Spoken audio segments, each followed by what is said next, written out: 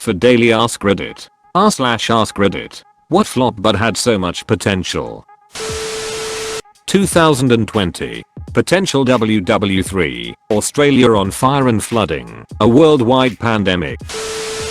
In less than 3 months. Nice. Edit. And an economic recession. Edit. And we lost Kobe. Another edit DM. Volcanic eruption in the Philippines. Edit 4th. Hundreds of billions of locusts in Africa at the moment. Didn't it happen in the Bible too? Edit V. Apparently there's an earthquake in Utah and California was without electricity, and there's a genocide in India. One horseman at a time, please. Young adult book to movie adaptations like Percy Jackson and The Mortal Instruments come to mind. I didn't think the movies were terrible, but they didn't live up to the hype expected, and weren't as true to the original material, which upset fans. I don't have much of a dog in the fight, but for the Percy Jackson ones, the opinion I hear most often is the first one was a decent start. It was just the second face planted so badly it killed the series off early. The PS Vita. This was my answer as well. It was an incredible device for its time, and is still pretty great. When it came out there was nothing else capable of real console quality gaming that fit in your large pocket. Killzone Mercenary is not just a great FPS for a portable, it's a great FPS. Gravity Rush was one of the most creative sandbox concepts ever, and was loaded with content. NFS Most Wanted and Borderlands 2 were able to be ported in full from home consoles, both games that originally came out the same year as the Vita. That's like if GTA 3 and Halo were ported in full to the Game Boy Advance. DC Cinematic Universe. They rushed something that could be great just so they could catch up to Marvel. I don't think it's just the rushing that was the problem. They completely missed the tone and decided to go all in on being the darker and edgier superhero universe. But realistically, when has anything worked for being made darker and edgier? Did anyone really want a dark Superman? Or a Batman who kills? Dark and gritty works for Batman. Really works. Though making him willing to use guns and kill is too far. But as usual, the execs looked at success and learned the wrong lesson. They saw Nolan's Batman movies and decided dark and gritty was the key. Not good writing and staying mostly true to the source material. And so they applied dark and gritty to all their stuff. It kind of worked for Wonder Woman, but only because it was set in the middle of WWI, a pretty dark and gritty time. For the rest, especially Superman, no. In the documentary about Enron, the smartest guys in the room, they talk about how Enron took on heavy losses as a result of this crazy joint venture with Blockbuster that failed.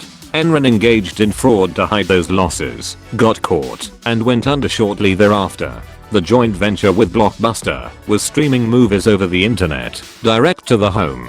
At the time, high-speed internet was not ubiquitous enough to make the idea commercially viable. This was true even as of when the documentary was made, as several people roll their eyes about how dumb of an idea it was. Ironically, I watched the movie streaming on Amazon. On top of the fact that this crazy idea was a large part of one of the most infamous cases of corporate fraud and led to one of the largest bankruptcies ever, at least at the time, is the fact that Blockbuster was put out of business as a direct result of the streaming movie industry when it was actually an early adopter of the technology. Given that a new streaming platform launches roughly every 7 minutes, I would say that this idea had major potential. But, despite that potential, the idea flopped spectacularly and put both parties, who were both huge, dominant companies, out of business. I feel like the Segway gets overlooked. In 2001 we saw for the first time a self-balancing transporter with auto-correction if it leaned too far one way or the other. The accomplishment is huge, but got laughed at because it was weird 19 years later, and the best thing we have using it is a hoverboard ripoff that had an immediate following despite how stupid people looked riding them in public and falling or losing them under cars. My freshman engineering professor liked to use the Segway as an example of the ways a design that met all of its specific aims could still fail. With the Segway, he'd say that, even though the designers had created a really cool transportation system, the expectation that cities would adapt already existing infrastructure to accommodate it was always unrealistic. The lesson being that designing a device to meet a need requires consideration of the environment the need exists in. Otherwise your project might be doomed from the start. The problem John Carter of Mars has was twofold. Firstly, everyone had already seen John Carter of Mars in some form, as it had been the inspiration for things like Flash Gordon and subsequently Star Wars. Ergo the standout beats of the story no longer seem as original as they were when the book was written.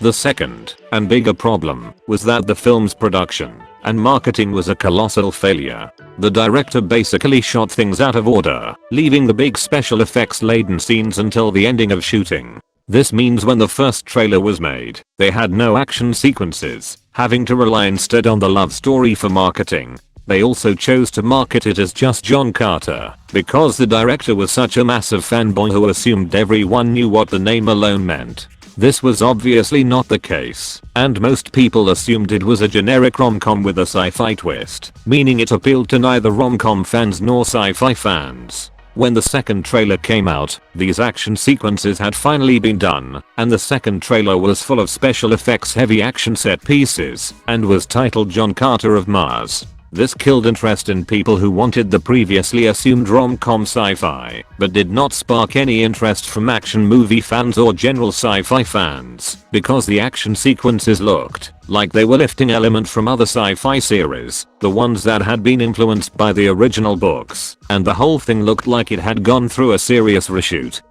exercise, which rarely results in a good movie. Ultimately, people avoided the movie because no one really knew what it was. Few people knew of the John Carter books in the way the director had assumed. The trailers were confused and didn't offer anything amazing, and everyone collectively shrugged and ignored it.